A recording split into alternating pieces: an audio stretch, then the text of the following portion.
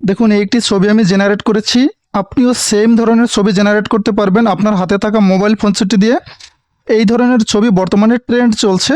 তো চলুন কিভাবে আমরা এই ধরনের ছবি জেনারেট করব সেটা আমরা দেখি। প্রথমে আমরা গুগল প্লে স্টোরে চলে যাব।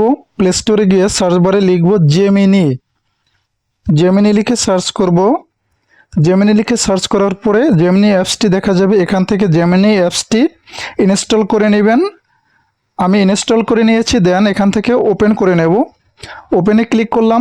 জেমিনি ওপেন করার পরে এরকম একটি ইন্টারফেস আপনার সামনে শো করবে। এখান থেকে এই প্লাস অপশনে ক্লিক করব। প্লাস অপশনে ক্লিক করার পরে এখানে দেখুন গ্যালারি দেখা যাচ্ছে। গ্যালারিতে ক্লিক করলে এখান থেকে আমি যে ছবিটা দিয়ে আমি আমার পিকচারটা তৈরি করতে চাই সেই ছবিটা এখানে আপলোড করে দেব। এখানে আমি ছবিটা আপলোড করে দিলাম। তারপর এখানে একটি প্রম্পট লিখতে হবে। এখানে একটি প্রম্পট লিখে দিলাম। এখান থেকে ছবিটা আমি আপলোড করে দিলাম। তারপর এখান থেকে একটি প্রম্পট লিখে দিলাম। এখানে যে প্রম্পটটা আমি লিখেছি সেই সেম প্রম্পটটা আমি কমেন্ট বক্সে দিয়ে দেবো। এখান থেকে আপনি কপি করে নিয়ে আমার নামের জায়গায় আপনার নামটি বসিয়ে দিবেন। তারপরে আপনি এই ধরনের ছবি জেনারেট করতে পারবেন। এখানে একটি কথা বলে রাখি যে উপর থেকে এই যে ফ্ল্যাশ আছে 2.5, এটা 2.5 সিলেক্ট করে নিতে হবে। আমার ছবি আপলোড করা কমপ্লিট, প্রম্পট লেখা কমপ্লিট। তারপরে ডান পাশে যে অ্যারো বাটনটা আছে এটার উপরে আমি ক্লিক করব। দেখুন এই আমার ছবিটা জেনারেট হচ্ছে। এই দেখুন অলরেডি আমার ছবিটা জেনারেট করে দিল।